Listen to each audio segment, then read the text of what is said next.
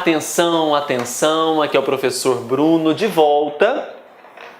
Agora para que nós possamos resolver uma série de questões sobre os assuntos que nós tratamos na aula passada. Pode ser que alguma questão tenha algum assunto que não foi tratado, mas aí a gente para, com mais calma, vai e resolve, tá? Então não quero que vocês se apavorem, não fiquem abaforidos, como se diz. Então vamos aí à primeira questãozinha. Essa questão, gente, ela foi cobrada no ano de 2011, no concurso do TRE de Santa Catarina, e foi cobrada no cargo de técnico judiciário. Veja só. Assinale a alternativa incorreta. Então isso é importante. Sempre marque aí qual tipo de alternativa que a questão está pedindo, tá? Ela quer aqui qual? A incorreta. Aí a letra A diz assim, galera: o direito eleitoral é ramo do direito privado. Opa! Claro que não. Nós já sabemos, já constatamos que o direito eleitoral, ele é um ramo do direito público, não é? Então nós vamos marcar aqui e faça a correção, porque o meu objetivo não é só identificar qual que é a alternativa certa, não. Nós temos aqui que corrigir as erradas. Então, ramo do direito privado? Não, é um ramo do direito público, tá bom? Bem, então, a letra A, beleza pura. Letra B, é objeto do direito eleitoral a disciplina do registro de candidatos? Sim. Onde que nós vamos encontrar, professor, acerca do registro de candidatura? Você pode pegar o Código Eleitoral, tá? No Código Eleitoral, Lei das Eleições, Lei de número 9.504 de 97, a partir do artigo 10. Então, a partir do artigo 10 da Lei das Eleições, vocês encontrarão disciplinas acerca do registro de candidatura, tá? Então, o direito eleitoral, ele versa sobre isso, ele trata sobre esse assunto? Trata. Então, a letra B está verdadeiro. É objeto do direito eleitoral falar sobre isso. Letra C. O direito eleitoral disciplina o processo para a escolha dos governantes? Claro que disciplina. A própria Lei das Eleições, a partir do artigo 1º, vai falar sobre a data das eleições. O artigo 2º vai disciplinar para a gente como que esse candidato ele poderá ser eleito, não é? Então, o direito eleitoral disciplina o processo para a escolha dos governantes? Verdadeiro. Também a letra C verdadeira, porque disciplina, a própria Lei das Eleições faz isso para nós. A letra D, compete privativamente à União legislar sobre direito eleitoral. Muito bem. Onde que eu encontro isso? Lá na Constituição Federal. Se você pegar o artigo de número 21, não é? Deixa eu ver se é o 21 mesmo. 22. Artigo 22 da Constituição Federal fala isso, que compete privativamente à União legislar sobre direito eleitoral. Então a letra D está verdadeira. A letra A é a nossa alternativa falsa, é a que nós estávamos buscando porque falou que é um ramo do direito privado e a gente sabe que não é ramo do direito privado, é um ramo do direito público. Então vamos ver se nós acertamos? Nós marcamos que é a letra A. Tararara. Muito bem. Gabarito, letra A. Vocês podem observar que a matéria de vocês, o material de vocês, tem as alternativas corretas, as incorretas, tá? Os comentários através do vídeo, então você vai anotando aí tudo que a gente for falar, tá? Essa questão recente, gente, olha, foi cobrada em 2016 no concurso do TRE do Piauí para o cargo de analista judiciário. Diz assim: assinale a opção correta no que se refere ao direito de sufrágio. Só a gente lembrar, o que é sufrágio mesmo? Direito público subjetivo. Direito público subjetivo de votar e ser votado, tá? Então, beleza, aqui tá ok. Vamos para a letra A. Nós temos que identificar a área correta. No direito brasileiro, os conceitos de voto e de sufrágio são equivalentes. Não lembra que eu falei para vocês, até eu fiz no quadro, a diferença que existe entre sufrágio, escrutínio e voto? Então nós temos essa diferença, sufrágio, escrutínio e voto. Essa diferença marca tudo para nós, né? Sufrágio, enquanto é o direito público subjetivo de votar e ser votado, o voto é o exercício do direito. Então são equivalentes? Não, não são equivalentes. Letra B. O sufrágio é um direito público subjetivo democrático, que cabe ao povo, respeitados o princípio da universalidade, porque o sufrágio ele é universal, e o princípio da igualdade de voto e de elegibilidade. Bem, muito bem, é um direito público subjetivo democrático, o sufrágio ele é universal, temos que garantir o princípio da igualdade do voto, né? A própria Constituição Federal de 88 garante isso. B, então, totalmente compatível é o gabarito, não é? Gabarito letra B, por enquanto está certo. Letra C. O direito de sufrágio ativo não é pressuposto do direito de sufrágio passivo. Vamos lá, vamos entender isso. O que é o direito de sufrágio passivo? É o direito de ser votado, é o direito de concorrer a um cargo eletivo. Para que eu concorra a um cargo eletivo, eu preciso atingir alguns requisitos, que são os requisitos previstos no artigo 14, parágrafo 3º da Constituição Federal. O artigo 14, parágrafo 3º da Constituição, ele enumera para nós as condições, os requisitos de elegibilidade. Um dos requisitos de elegibilidade está lá, alistamento eleitoral. Então veja, o direito de sufrágio ativo, que é o direito de votar, não é pressuposto do direito de sufrágio passivo. O que é alistamento mesmo? Não é a possibilidade que se dá ao indivíduo de votar e escolher seus representantes? Então não é pressuposto do sufrágio passivo? Falso, claro que é pressuposto. É condição de elegibilidade, tá? Letra D. Da obrigatoriedade do voto, determinada pela Constituição Federal, o voto é obrigatório como regra aos maiores de 18 anos e menores de 70. Decorre para o eleitor o dever jurídico de emitir o seu voto. Não é um dever jurídico, né? Quando eu falo dever jurídico, o problema está aqui. Não é um dever jurídico, é um dever cívico de emitir o voto. E não é um dever, então, jurídico. Se esse eleitor ele não vota, ele, por exemplo, é preso? Não. Ele paga multa? Ele paga uma multa, né, que está prevista em lei, mas ele pode se justificar e apresentar qualquer justificativa. Então, a mera justificativa já o isenta dessa multa e com isso ele já fica quite perante a justiça eleitoral, tá? Então não é um dever jurídico, é um dever cívico. Letra E. A liberdade do voto manifesta-se pela preferência a um candidato, mas não pela anulação do voto ou pela opção de depositar cédula em branco na urna. Nós não mais adotamos as cédulas, hoje nós trabalhamos com o sistema eletrônico de votação, que são as urnas eletrônicas. Mas em situações excepcionais, o Tribunal Superior Eleitoral pode autorizar o uso de cédulas ainda, tá? Mas o problema não é esse, o problema está aqui, ó. O eleitor ele não pode manifestar-se pela anulação. Como que isso chama no direito eleitoral? São os chamados votos apolíticos. O que é o voto apolítico? O voto apolítico é aquele voto chamado voto em branco ou nulo, que eu não me interessei por nenhum candidato ou partido político, quero anular o meu voto. É um direito do eleitor o voto apolítico? É. Então aqui está falando na letra E que ele não pode se manifestar pela anulação do voto. Falso. Isso aqui é o chamado voto apolítico. Belezura?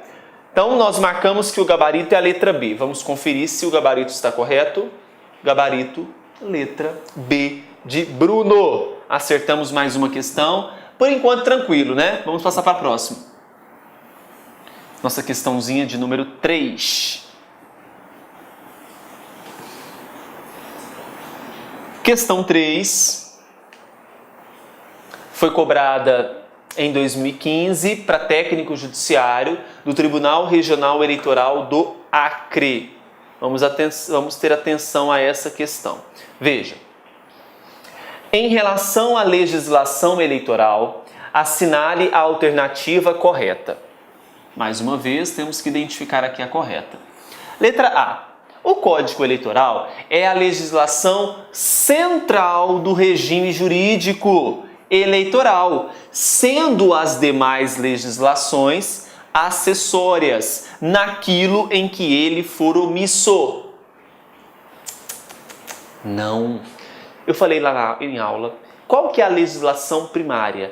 Qual que é a fonte primária, a central do direito eleitoral?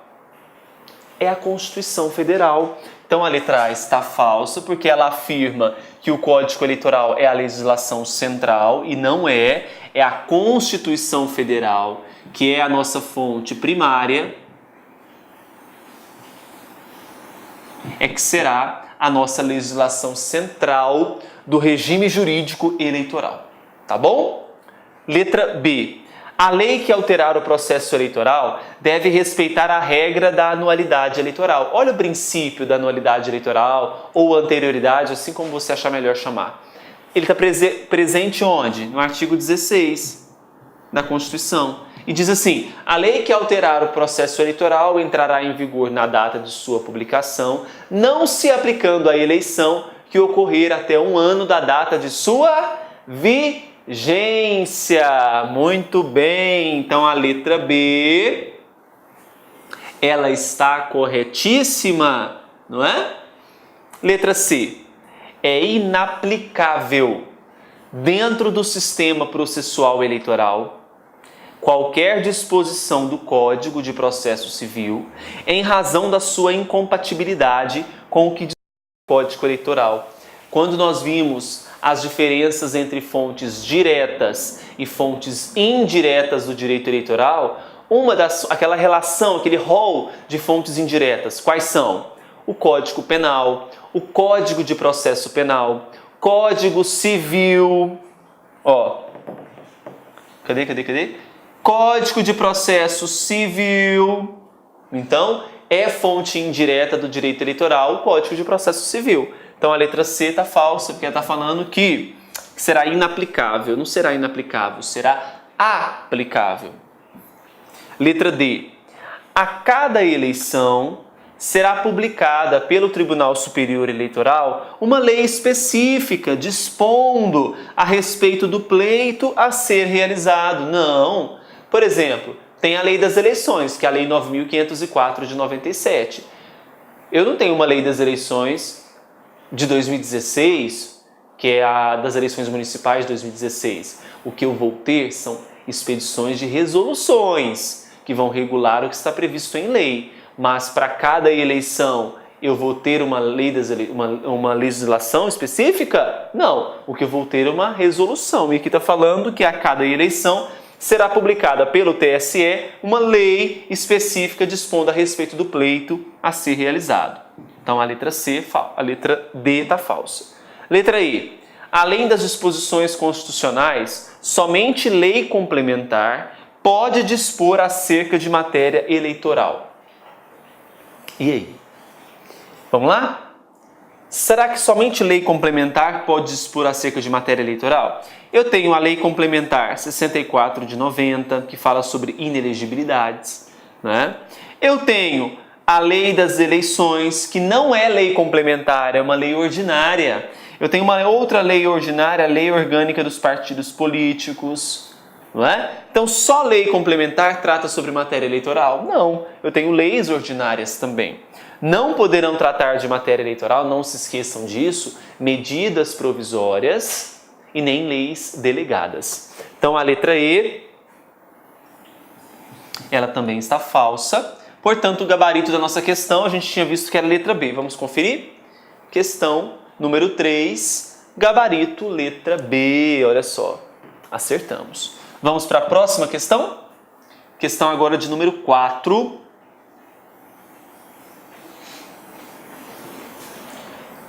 A questãozinha de número 4 é uma questão que nós temos que analisar algumas assertivas. Olha, essa questão ela foi cobrada no ano de 2015 no concurso do TRE de Minas. Então, o concurso do TRE Minas, para o cargo de técnico judiciário, cobrou essa questãozinha de nós aí. Vamos fazer a leitura desta questão. O voto é um instrumento do exercício do direito de sufrágio. Vimos isso. De acordo com a Constituição brasileira, analise as afirmativas acerca do voto. Primeira assertiva.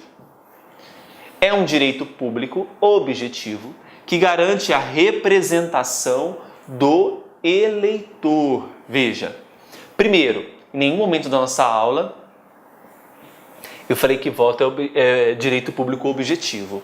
Não. Primeiro que direito público subjetivo se refere ao sufrágio. Segundo, o voto é um exercício do sufrágio.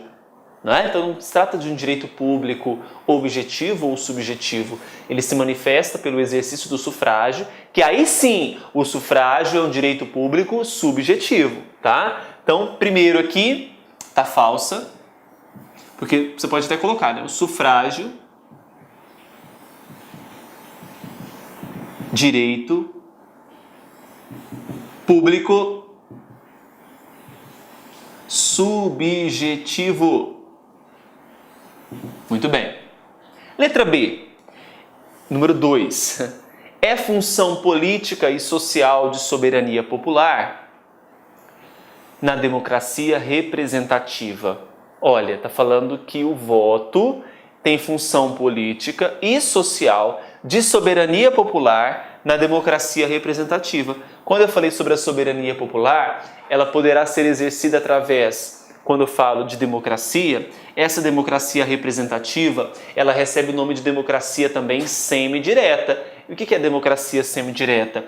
É a mistura dos mecanismos de democracia direta, mais os mecanismos de democracia indireta, que é o voto.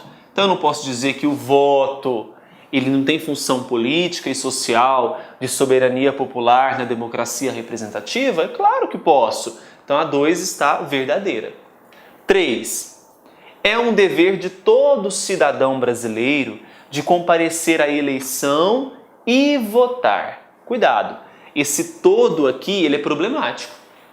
Quando eu digo que é todo cidadão brasileiro que tem que comparecer à eleição e votar, eu estou esquecendo daqueles que possuem facultatividade nesse exercício, né? Então, os maiores de 16 e os menores de 18 anos, os analfabetos, quem mais?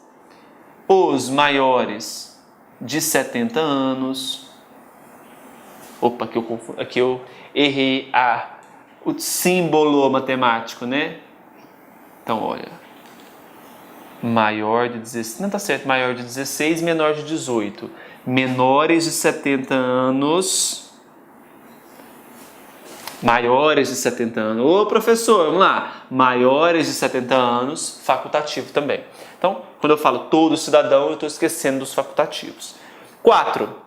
É um direito-dever que representa a capacidade eleitoral ativa. Bem, o que é a capacidade eleitoral ativa? Não é o direito de votar? O direito de votar, ele se visualiza onde? No exercício do direito do sufrágio, que é o próprio voto. Então, é um direito-dever? Sim, é um direito que você adquire a partir do momento que você se alista eleitoralmente, mas se torna um dever, porque, em regra, no Brasil, o nosso voto ele é obrigatório, não é? Então, 4 também está correta.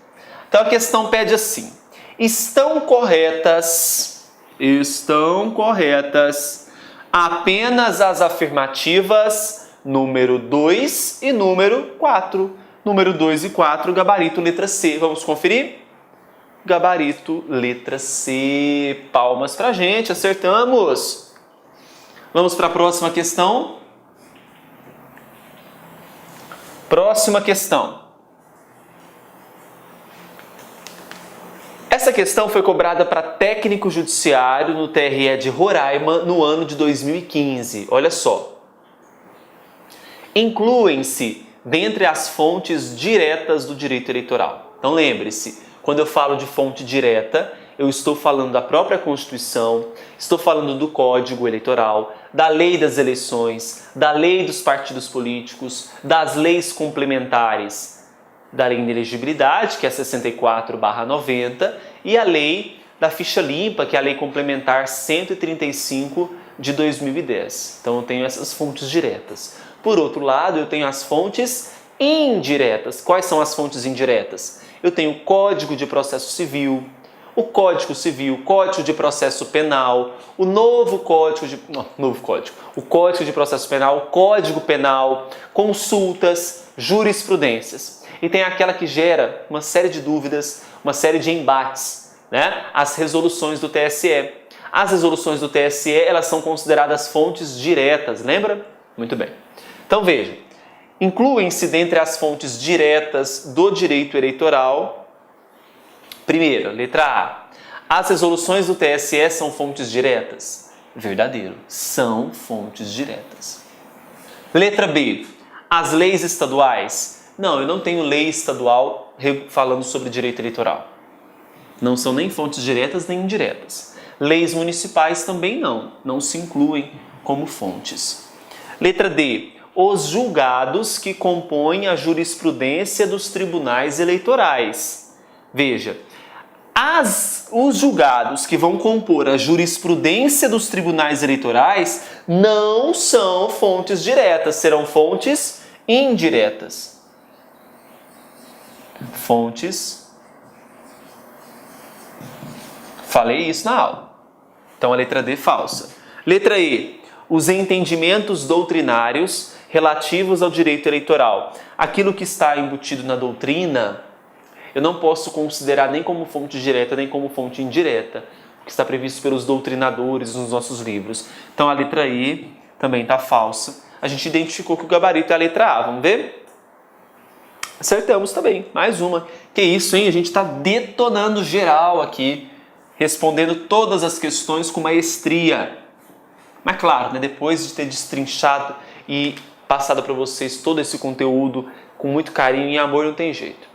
Próxima questão, cobrada no TRE de Rondônia, ano 2013. Veja, mais uma questãozinha sobre as fontes do direito eleitoral. Aí pergunta assim: não se incluem dentre as fontes do direito eleitoral as leis estaduais? Veja, lei estadual é fonte de direito eleitoral? Não. Então não se incluem. Letra B. Normas da Constituição Federal? Sim, é uma fonte primária.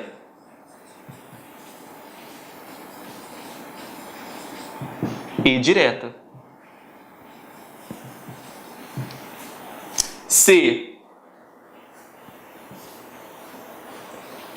Leis federais são fontes do direito eleitoral? São fontes, né? Eu tenho a Lei das Eleições, eu tenho a Lei Orgânica dos Partidos Políticos, então são fontes do direito eleitoral. Letra D. As resoluções do Tribunal Superior Eleitoral. As resoluções, além de tudo, são fontes diretas, então também são fontes do direito eleitoral. E a letra E. As decisões jurisprudenciais. As decisões jurisprudenciais são fontes indiretas. E sendo fontes indiretas, elas são fontes, então, do direito eleitoral. Como eu estava buscando aqui não era, então a falsa, né? Leis estaduais não são fontes, gabarito é letra A. Muito bem, acertamos mais uma questão. Letra A. Próxima questãozinha. Vamos ver do que ela se trata.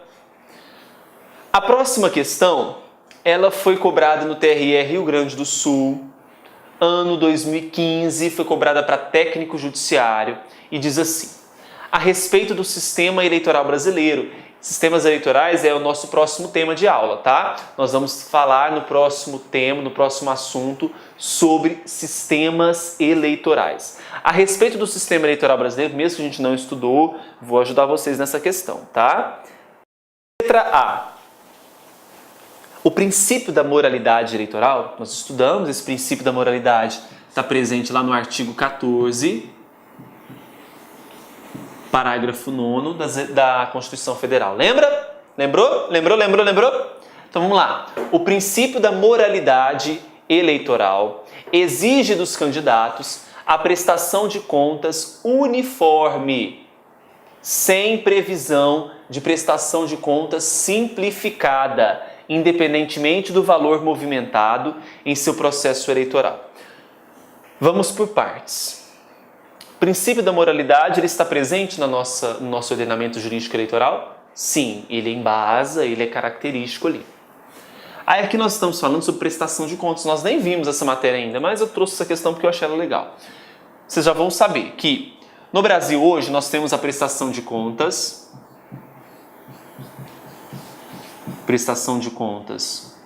convencional, prestação de contas convencional.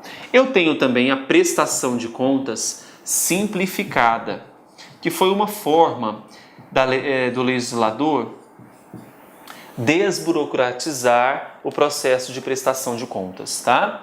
Na prestação de contas convencional, tem todo um detalhamento exigido, prazos a serem cumpridos na prestação de contas. Na simplificada, o que acontece? O legislador adota o seguinte a partir da Lei 13.165 de 2015.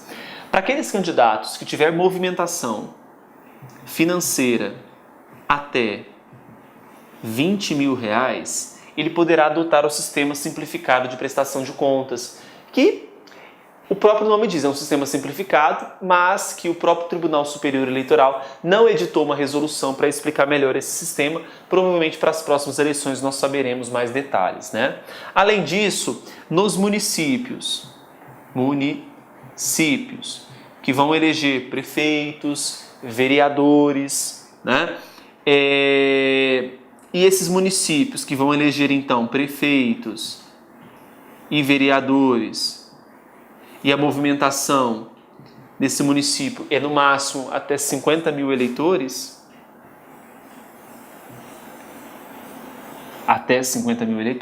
para esses municípios também nós teremos a adoção do sistema simplificado de prestação de contas. Desta maneira, está falando aqui que não há previsão de prestação simplificada. Nós vamos estudar melhor isso depois, mas só para você já saber que a letra A, ela está totalmente o quê? Falsa, tá? Tá falsa a letra A. Vamos para a letra B. Olha só. O voto e o alistamento eleitoral, eles são obrigatórios a todo cidadão brasileiro alfabetizado, em pleno gozo de saúde física e mental, que se encontre em seu domicílio eleitoral. Veja, obrigatório a todo cidadão brasileiro alfabetizado? Quando eu falo todo cidadão brasileiro alfabetizado, eu estou incluindo aqui aquele cidadão brasileiro que é alfabetizado maior de 70 anos. E aí? Ele é alfabetizado. Ou aquele que é menor, que ele é maior que 16 e menor que 18, que também é um cidadão brasileiro alfabetizado. Para ele também é obrigatório? Não. Veja que o examinador, ao cobrar essa letra B, ele quis entender o seguinte, ele quis cobrar do aluno o seguinte: olha, será que você esqueceu que há a previsão aqui da questão da facultatividade no alistamento e no voto para certos cidadãos? Né? Então a letra B, ela também está falsa. Vamos para a letra C. As eleições presidenciais fundamentam-se no princípio da isonomia da concorrência, não diferenciando o peso dos votos dos eleitores brasileiros. Acabou essa época em que um eleitor ele tinha mais poder no voto do que outro, né? Hoje nós temos uma igualdade. Então, quando eu falo de voto, uma das características do voto é que o voto ele é igual. O voto é igual para homens, para as mulheres. Não há mais divergência em relação ao peso do voto para aquele que ganha mais dinheiro do que o outro, ou seja, que tem um poder aquisitivo melhor. Então, o princípio, as eleições presidenciais, elas se fundamentam pelo princípio da concorrência, da isonomia da concorrência? Claro que sim. Então, a letra C está verdadeira. Até então é o nosso gabarito, não é? Letra D. Adotam-se no Brasil o caráter sigiloso, secreto do voto, o pluripartidarismo e o sufrágio restrito e diferenciado. Bem, uma outra característica do voto é que ele é sigiloso, beleza? Agora, pluripartidarismo se refere à adoção no Brasil de vários partidos políticos compondo a nossa legislação. É verdade, né? Nós sabemos que se a gente for no site do TSE, vamos encontrar ali uma série de partidos políticos. E o sufrágio restrito e diferenciado, cuidado, o sufrágio ele não é restrito, o sufrágio ele é universal, tá? O artigo 14 da Constituição Federal estabelece isso, sufrágio universal. Muito bem. Visto isso, letra E. O partido político detém autonomia para definir em que município será instalada sua sede, sua estrutura interna, sua organização, seu funcionamento e demais cláusulas. Então veja só. Nós não estudamos partidos políticos, mas eu quero que você saiba o seguinte: o partido político ele terá sede na capital federal, tá? Então, uma das formas de criação de um partido político, uma das etapas, né? Então, ele tem que ter caráter nacional, tem um momento de fundação do partido, aquisição de personalidade jurídica no cartório de registro de pessoas jurídicas do Distrito Federal. Então, veja, a sede do partido não terá autonomia para definir que seja em qualquer município. A sede será na capital federal. Por isso que a letra E está falsa. A gente tinha identificado que o gabarito era a letra C. A gente tem que ver se acertamos. E acertamos. Gabarito, letra C. Ok? Vamos para a próxima questão. Próxima questão foi cobrada no concurso para analista legislativo da Prefeitura de Balneário Camboriú no ano de 2015. Olha só. Assinale a alternativa que indica corretamente o princípio eleitoral em que a lei que alterar o processo eleitoral entrará em vigor na data de sua publicação, não se aplicando à eleição que ocorra até um ano da data de sua vigência. Que lei que é essa? Que lei que é essa, gente? Não se refere ao artigo de número 16 da Constituição Federal? Não é isso? Hein? Veja, o artigo 16 da Constituição Federal estabelece que a lei que alterar o processo eleitoral entrará em vigor na data de sua publicação, não se aplicando à eleição que ocorra até um ano da data de sua vigência? Não é isso? Muito bem, então o artigo 16 está correto e princípio é o princípio da anualidade eleitoral. Não é o princípio da legalidade, não é o princípio da celeridade, não é o princípio da anualidade eleitoral. O gabarito é a letra C, então aqui está falso, falso, verdadeiro. Letra D, princípio da democracia representativa, não. Princípio da irrecorribilidade das decisões eleitorais. Falso. Só para a gente recapitular. Princípio da celeridade. Então, as decisões da Justiça Eleitoral são rápidas, são céleres. Como prova disso, nós temos o prazo para recursos, os prazos para direito de resposta. Princípio da legalidade, né? Todas as normas obedecendo, então, todas as ações eleitorais vão se compadecer às normas, às leis. Princípio da democracia representativa, que é o exercício da democracia semi-direta, onde nós teremos os mecanismos de democracia como o plebiscito, referendo, iniciativa popular, e por outro lado nós teremos também a democracia indireta, que é o exercício do voto. E por fim, o princípio da irrecorribilidade das decisões eleitorais. Lembra, em regra, as decisões eleitorais do TSE são irrecorríveis, mas nós temos exceções, cabendo recurso ordinário ou recurso extraordinário ao STF. Nós vamos descobrir mais adiante que as decisões dos tribunais regionais eleitorais, elas também são terminativas, mas que cabem recurso ao TSE.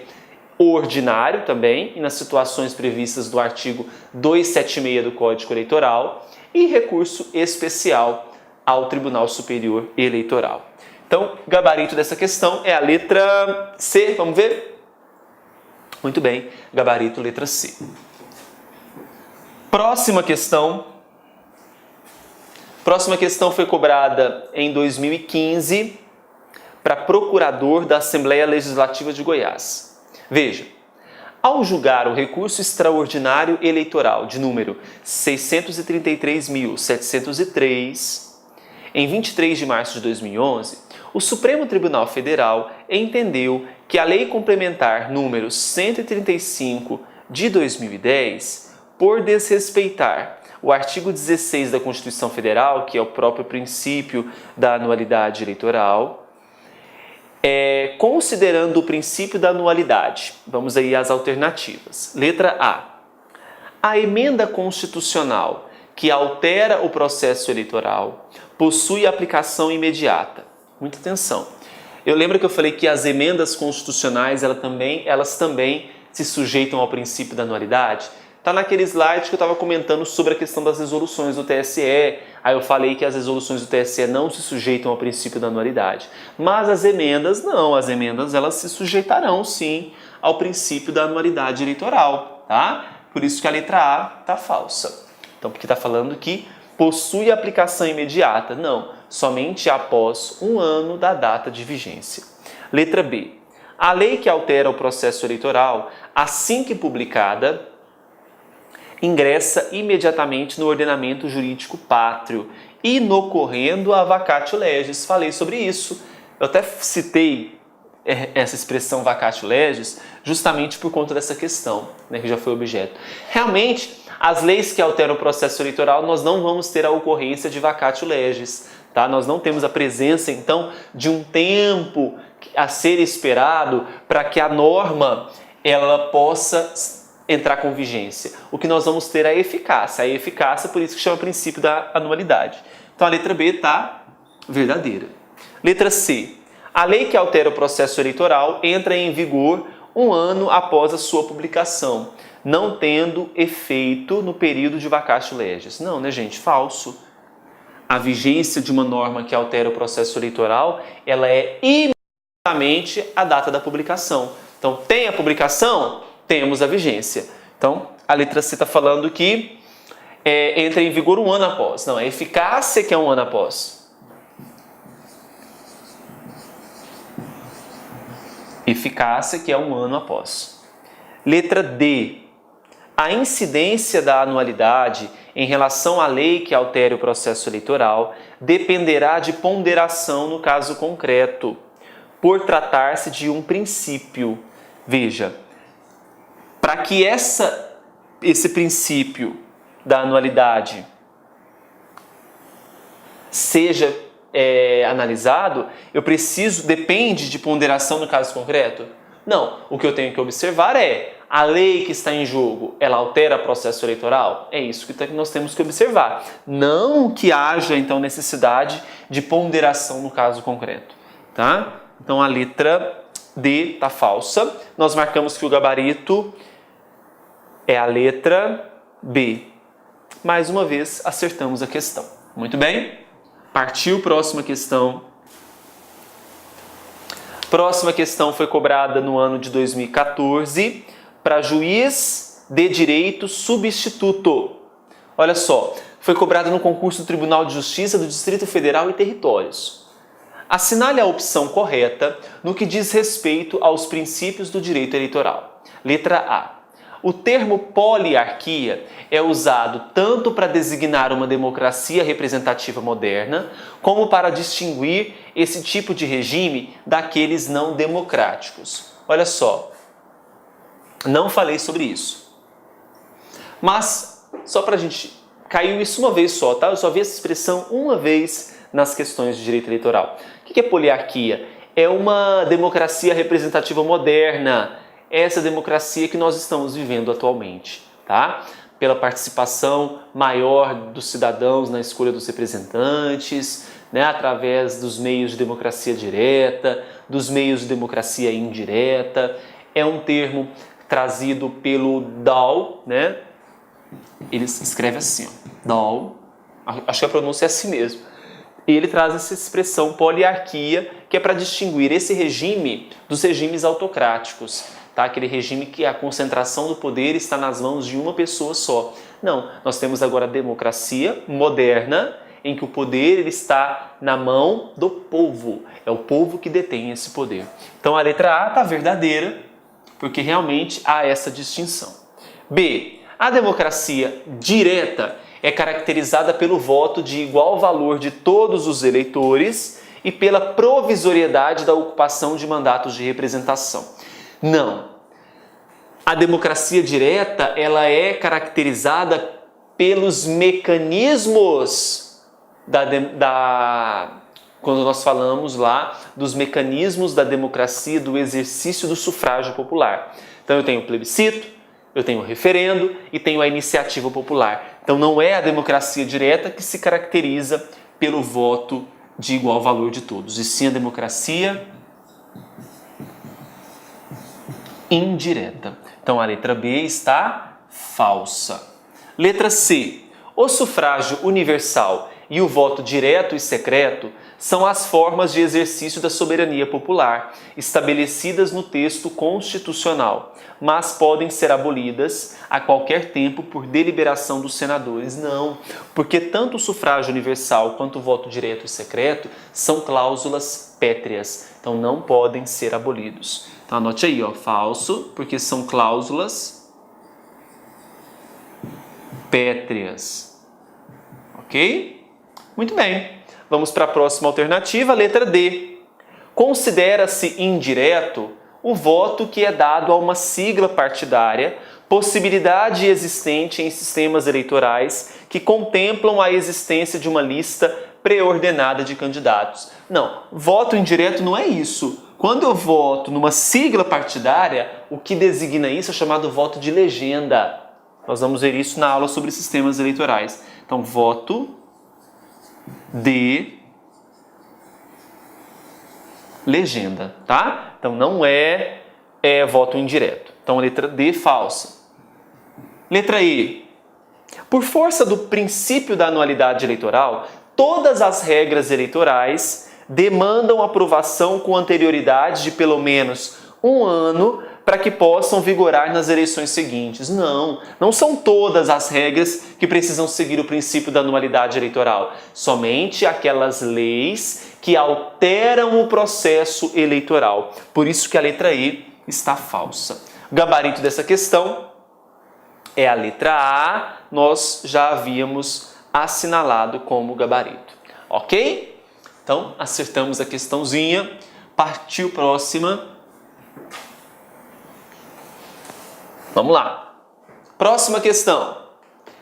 Foi cobrado em 2014, juiz do Tribunal de Justiça de São Paulo, e diz assim: sobre a legislação eleitoral, assinale a opção correta.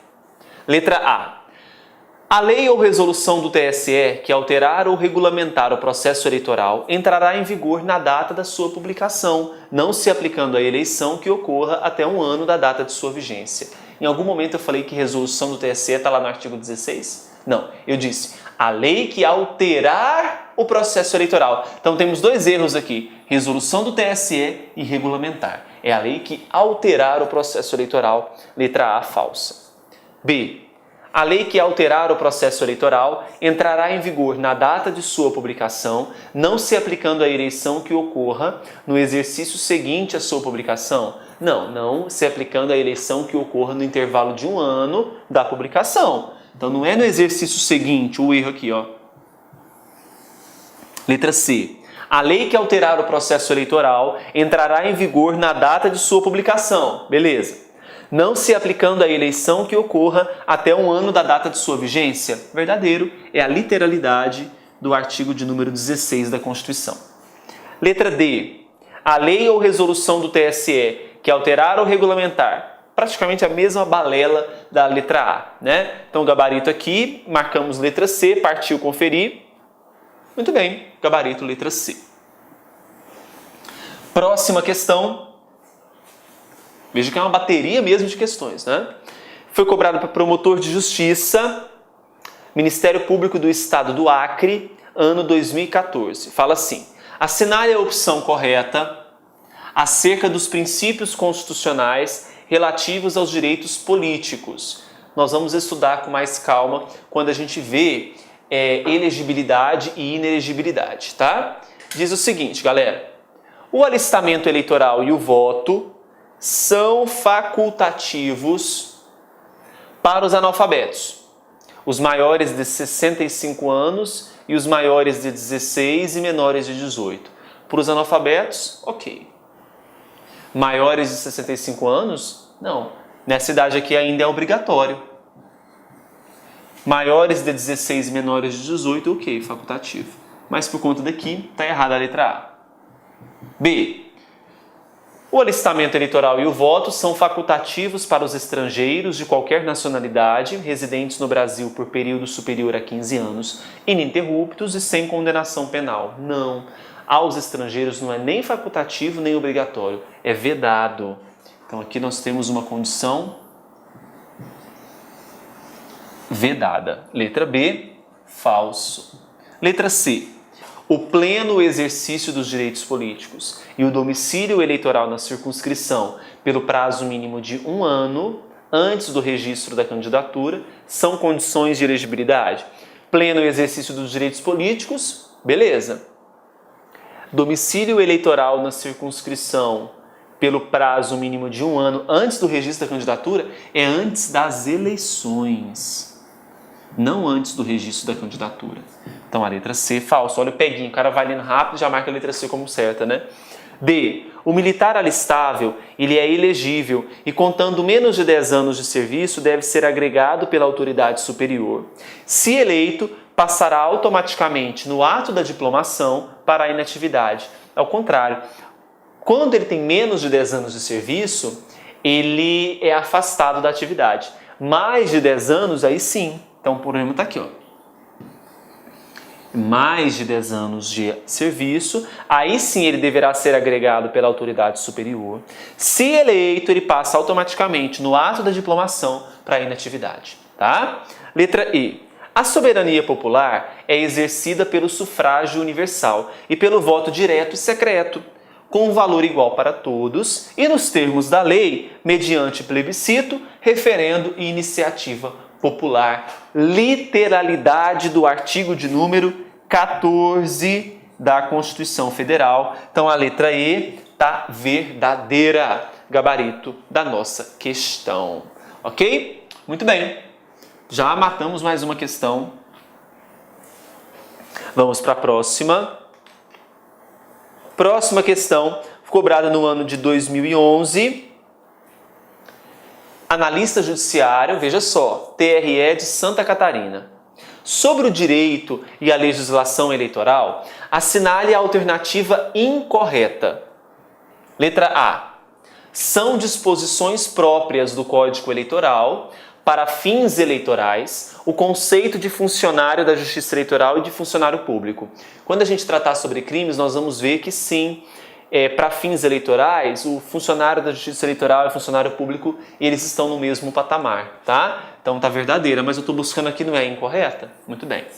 B. A lei que alterar o processo eleitoral entrará em vigor na data de sua publicação, não se aplicando à eleição que ocorra até 1 ano da data de sua vigência. Muito bem. Aqui nós temos o que está disposto no artigo de número 16 da Constituição, que é o princípio da anualidade. Letra C. As hipóteses de inelegibilidade devem ser tratadas por lei complementar. O que diz o artigo 14, parágrafo 9º da Constituição? Diz o seguinte: que uma lei complementar estabelecerá outras hipóteses de inelegibilidade. O que está previsto onde? Lá na nossa Lei Complementar 64 de 90. Então, ao dizer que as hipóteses de inelegibilidade devem ser tratadas por lei complementar, está verdadeiro. Mas eu estou buscando aqui, não é incorreta? É. Letra D. É competência concorrente da União, dos estados e dos municípios legislar sobre direito eleitoral. Opa! Não. A competência para legislar sobre direito eleitoral é competência privativa da União. Não se fala, então, em competência concorrente, tá? Então, a letra D está falsa, a gente buscava, era incorreta mesmo, e é justamente ela que nós temos que marcar. Letra D. Próxima questão. Essa questão foi cobrada para promotor de justiça do Ministério Público do Estado de Minas, no ano de 2010. Ela diz assim: analise as afirmativas abaixo. Primeira, a lei que alterar o processo eleitoral entrará em vigor na data de sua publicação, não se aplicando à eleição que ocorra até um ano da data de sua vigência. Princípio da anualidade. Muito bem, literalidade do artigo 16, não é? É isso mesmo. Diferenciou vigência de eficácia. 2. São inelegíveis no território de jurisdição do titular o cônjuge e os parentes consanguíneos ou afins até o 2º grau ou por adoção do presidente da República, de governador de estado ou território, do Distrito Federal, de prefeito ou de quem os haja substituído dentro dos 6 meses anteriores ao pleito, salvo se já titular de mandato eletivo e candidato à reeleição. Muito bem. É o que está previsto na nossa Constituição Federal, tratando sobre a inelegibilidade reflexa, que nós vamos estudar em um assunto específico. 3. Para concorrerem a outros cargos, faculta-se ao presidente da República, aos governadores de estado e do Distrito Federal e aos prefeitos renunciar aos seus respectivos mandatos até 6 meses antes do pleito. Não é facultativo, é obrigatório. Eles precisam, como chefes do Poder Executivo, renunciar aos mandatos até 6 meses antes do pleito. Mas nós não vimos isso, professor, não tem problema. Nós vamos ver ainda. 4.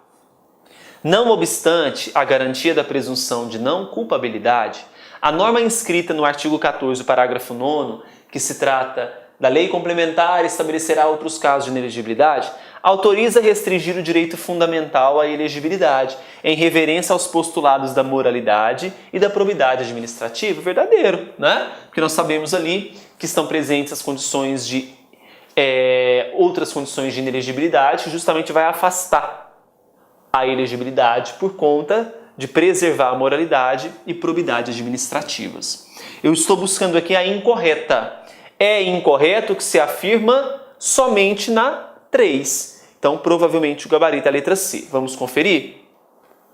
Gabarito, letra C, de casa. Próxima questão. Questão agora, cobrada em 2008, Tribunal de Justiça de Roraima, para juiz de direito.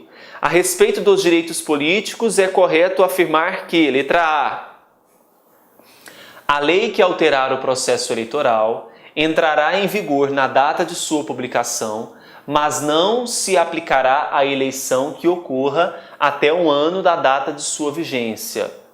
Bom, vigor, data de publicação. Não se aplica à eleição que ocorra até um ano da data de sua vigência? Muito bem, verdadeiro. É o que está estipulando o artigo 16 da Constituição, não é? B. Para candidatar-se a governador de estado, dentre outras condições de elegibilidade na forma da lei, exige-se a idade mínima de 21 anos. Não, a idade para governador não é 21 anos. Para governador são quantos anos? 30. Então, letra B, falsa. Letra C. O mandato eletivo poderá ser impugnado perante a Justiça Eleitoral no prazo máximo de 30 dias contados da diplomação. Nós vamos estudar essa ação eleitoral, que é a ação de impugnação ao mandato eletivo, que ela deverá ser proposta até 15 dias após a diplomação e não 30 dias.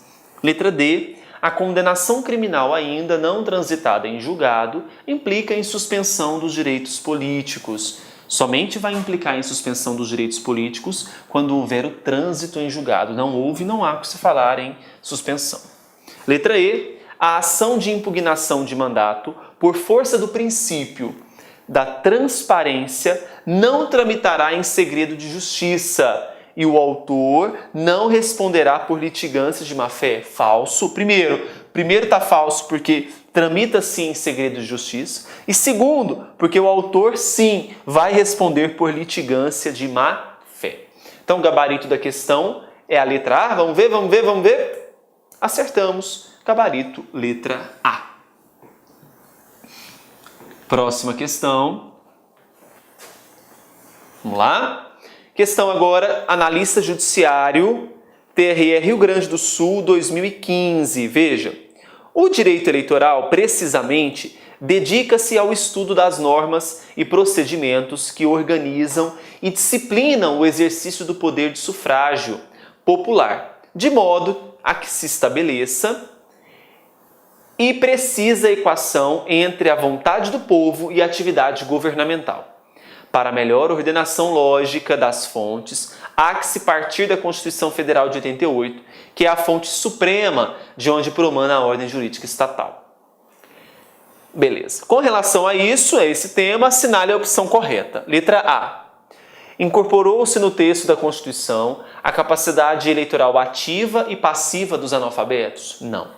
Os analfabetos possuem o direito de votar, portanto, capacidade eleitoral ativa, mas não podem ser candidatos, portanto, não têm a capacidade eleitoral passiva. B. A exemplo de alguns países europeus e americanos, a Constituição Federal admite, em determinadas circunstâncias, o registro de candidatos estrangeiros? Não, os estrangeiros são vedados se alistar, no caso aqui, se registrar como candidatos. C. Conforme a Constituição Federal, a soberania popular é exercida pelo sufrágio e pelo voto direto e secreto, com valor igual para todos, e nos termos da lei, mediante plebiscito, referendo e iniciativa popular. Muito bem. Artigo 14 da Constituição, literalidade. D. Não estando prevista na Constituição Federal a eleição dos deputados por meio do sistema proporcional? Opa! Consta sim na Constituição Federal a previsão de que para os deputados nós temos o sistema proporcional. Letra D, falsa também. E. A Constituição Federal autoriza, em determinadas circunstâncias, a eleição de cidadãos sem filiação partidária. No Brasil, não é permitido a candidatura avulsa, que é aquela candidatura isenta de filiação partidária. Somente candidatos filiados a partidos podem concorrer. Esse gabarito, então, é a letra C. É isso mesmo? Muito bem, acertamos a questão.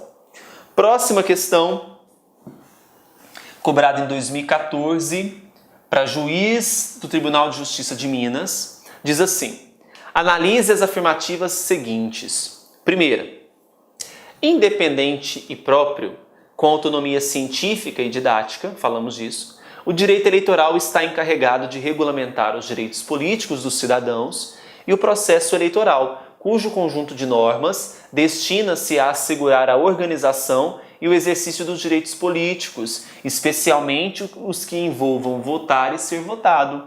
Total, maravilhoso esse conceito. Falamos sobre a questão da autonomia científica, didática, não foi? 2. A lei eleitoral é exclusivamente federal por força do artigo 22, inciso 1º da Constituição Federal, podendo, no entanto, os estados e municípios disporem de regras de cunho eleitoral supletivamente. Na verdade, a delegação pode ocorrer aos estados, aos municípios não, né? Número 3. As medidas provisórias podem conter disposições com conteúdo eleitoral? Não. É vedada a medida provisória abordando direitos eleitorais, políticos, além das leis delegadas. 4. Vigora no direito eleitoral o princípio da anterioridade, ou seja, embora em vigor na data de sua publicação, a lei somente será aplicada se a eleição acontecer após 1 ano da data de sua vigência. Então, olha só, Aqui eles falaram com outras palavras o que está previsto no artigo 16 sobre a questão da vigência e da eficácia da norma eleitoral, a lei que altera o processo eleitoral. Então, veja, estão corretas aqui a número 1 e a número 4, beleza? Gabarito a letra D, vamos conferir? Gabarito, letra D, maravilha. Vamos para a próxima questão. Olha só. Foi cobrado em 2011 procurador da República. Com base nas disposições constitucionais sobre as eleições, nacionalidade e direitos políticos, vamos marcar aqui a correta. Veja só. Letra A. A lei que alterar o processo eleitoral, publicada no dia 10 de dezembro, somente entrará em vigor no primeiro dia do ano seguinte ao da sua publicação? Não. A vigência ela é imediata com a publicação. Falsa letra A. B. O presidente e o vice-presidente da República são eleitos segundo o sistema majoritário, princípio majoritário. Enquanto os membros do Congresso Nacional, deputados e senadores, são eleitos pelo sistema proporcional. Nós vamos estudar isso. Não. Deputados proporcional, senadores majoritário. C. A lei complementar que dispuser sobre casos de inelegibilidade não poderá estabelecer distinções entre brasileiros natos e naturalizados, além das previstas na Constituição. Sim, porque somente a Constituição Federal possui esse poder de estabelecer essas distinções. D. A eleição do prefeito e do vice-prefeito se dará pelo sistema majoritário, princípio majoritário. E nos municípios com mais de 200 mil habitantes, ficará sujeita a 2 turnos de votação. Não são 200 mil habitantes, nós vamos ver isso. Mais de 200 mil eleitores é que há a possibilidade de segundo turno. Então a letra D está falsa. O gabarito aqui vai ser a letra C. E nós marcamos justamente ela, letra C. Próxima questão. Cobrado em 2005, TRE Mato Grosso. Veja. Acerca dos princípios pertinentes ao direito eleitoral e aos direitos políticos de que trata a Constituição, vamos marcar aqui a correta. A. O exercício da soberania popular restringe-se ao sufrágio universal com valor igual para todos? Não, nós temos ainda o voto direto e secreto, os mecanismos de plebiscito, referendo e iniciativa popular, não é? Então não é restringe-se, é mais amplo. B. O alistamento e o voto são facultativos para quem tem mais de 16 anos de idade e menos de 18? Muito bem, verdadeiro. C. O exercício dos direitos políticos não guarda relação com a elegibilidade? Não, pelo contrário. É condição de elegibilidade o pleno gozo dos direitos políticos. Então aqui está falando que não guarda relação, pelo contrário, guarda sim. D. Para ser candidato a prefeito de capital, é necessário ter 30 anos de idade ou mais. Não, prefeito, a idade mínima 21 anos, não são 30 anos. Então, gabarito aqui é a letra B, vamos conferir? Gabarito, letra B. Maravilha. Próxima questão. Veja só. No que consiste o princípio da anualidade eleitoral? Aqui nós temos que ver qual que é ao artigo 16 da Constituição. Letra A fala, as leis eleitorais têm validade de apenas 1 ano a partir de sua publicação. Não tem prazo de validade, não. B, as leis eleitorais valem apenas para o ano da eleição. Olha, falando de prazo de validade de novo. Falso. C, as leis eleitorais que alteram o processo eleitoral somente entram em vigor 1 ano depois da eleição. A vigência se dá com a publicação. Falsa. E letra D, as leis eleitorais que alteram o processo eleitoral entram em vigor na data de sua publicação e não se aplicam à eleição que ocorra até 1 ano da data de vigência. Verdadeira. Esse é o gabarito. Letra E. Na verdade é letra E não, letra D, né, gente? Só corrige para mim aí. Não é letra E, letra D. D de doido. Nossa última questão, ela foi cobrada nesse ano de 2017. Olha só, curso novo tem que trazer questão nova, né? Nesse ano de 2017, acerca das fontes do direito eleitoral. Letra A. A função normativa da Justiça Eleitoral autoriza que sejam editadas resoluções normativas pelo TSE com a finalidade de criar direitos e estabelecer sanções, possibilitando a revogação de leis anteriores que disponham sobre o mesmo objeto da resolução normativa. Não, as resoluções do TSE não têm esse poder de criar direitos e estabelecer sanções das dispostas em lei. Não tem esse direito. B. As normas eleitorais devem ser interpretadas em conjunto com o restante do sistema normativo brasileiro, admitindo-se a celebração de termos de ajustamento de conduta previstos na Lei 7.346 de 85, que disciplinam a ação civil pública, desde que os partidos políticos transigam exclusivamente sobre as prerrogativas que lhes sejam asseguradas. Falso! Não é permitido na legislação eleitoral a adoção dos chamados termos de ajustamento de conduta, ok? Não são permitidos. Letra C. O Código Eleitoral define a organização e a competência da Justiça Eleitoral, podendo ser aplicado, apesar da Constituição Federal prever a necessidade de lei complementar para tanto? Sim, porque após a Constituição Federal, adota, então, esse Código Eleitoral como lei complementar. Por enquanto, a letra C está verdadeira. Vamos ver a próxima, letra D. As resoluções normativas do TSE, as respostas às consultas, as decisões do TSE são fontes de direito eleitoral de natureza exclusivamente jurisdicional e aplicáveis apenas ao caso concreto dos quais emanam. Falso, porque a gente sabe que consultas não se aplicam ao caso concreto. Letra E. O Código Eleitoral, a Lei de Inelegibilidades, a Lei dos Partidos, a Lei das Eleições, as resoluções do TSE e as respostas às consultas são fontes de direito eleitoral de mesma estatura, hierarquia e abrangência, podendo ser revogadas umas pelas outras? Não. Consultas são fontes indiretas, não tem mesmo hierarquia que Código, Lei das Inelegibilidades, Lei dos Partidos, Lei das Eleições e Resoluções, que são fontes diretas. Então a letra E está falsa, a gente tinha assinalado que o gabarito era a letra C. Vamos ver? Muito bem, acertamos. Próxima questão. A Justiça Eleitoral também cobrada no FCC, gente. Ó, FCC também cobrou fontes, muito bem cobrado.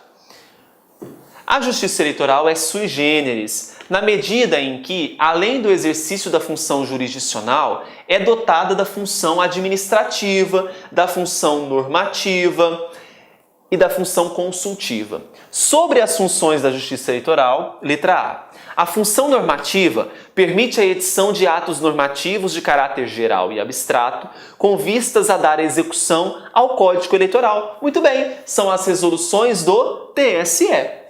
B. A função administrativa autoriza que a Justiça Eleitoral atue apenas na gestão do seu corpo de funcionários e defina suas regras de funcionamento, tais como atendimento ao público nas zonas eleitorais. Não, regula, lembra, as fases das eleições, antes, durante, depois, não é apenas o corpo de funcionários. C. A função consultiva permite que a Justiça Eleitoral responda em caráter abstrato e fora do período eleitoral a perguntas formuladas por qualquer interessado relacionados à aplicação da lei eleitoral? Não. Eu tenho os legitimados que farão perguntas ao TSE e eu tenho os legitimados que farão perguntas aos TRS. Ao TSE, autoridade com jurisdição federal e órgão nacional de partido político, e TRE, autoridade pública e partidos políticos em geral. Então, letra C, falso. Por enquanto, a A que é a verdadeira, né? Vamos ver as outras alternativas. Letra D. As respostas às consultas formuladas perante o TSE resultam em ato normativo, em tese, sem efeitos concretos, podendo ser invocadas em reclamação no caso de uma decisão de juiz eleitoral de primeira instância estar em desacordo com o teor da resposta à consulta. Não, na verdade, não resultam em ato normativo. É só uma pergunta, é um questionamento, não tem caráter vinculante. Tá? Falso.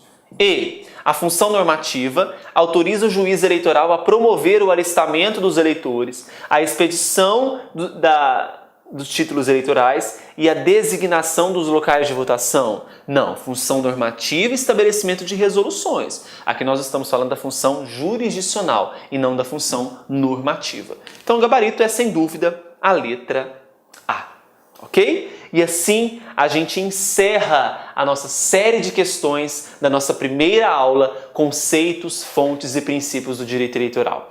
Trouxe para vocês aqui uma frase que eu gosto muito de sempre na primeira aula trazer. Olha só, um dia você ainda vai olhar para trás e ver que os problemas eram, na verdade, os degraus que te levaram à vitória. Então, se está difícil hoje, calma. São apenas degraus que você vai ultrapassar e vai alcançar a vitória, alcançar o seu sucesso. E conte comigo para que isso aconteça, tá bom? Até a próxima aula. Um bom descanso para vocês, bons estudos. A gente se vê em breve. Tchau, tchau. Olá, meus amigos. Sou o professor Luiz e estou aqui para fazer um convite muito especial. Você acabou de assistir uma aula demonstrativa aqui do Lá Concurso, uma aula específica para o concurso do TRE Paraná 2017. Nós aqui do Lá Concurso, nós separamos apenas, olha só, 30 aulas do nosso curso. Este curso nós vamos perfazer aí mais de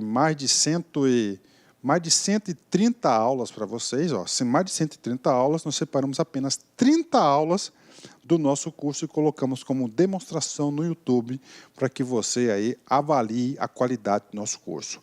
O nosso curso completaço do Lá Concurso TRE Paraná 2017 por apenas 10 mensalidades de R$20. É isso mesmo, 10 mensalidades de R$20. Você vai ter um curso completaço com esses professores que você acabou de assistir. Gente, o melhor custo-benefício da internet e espero vocês aqui no LAC. Forte abraço, fique com Deus. Tchau, tchau. Clique LAC.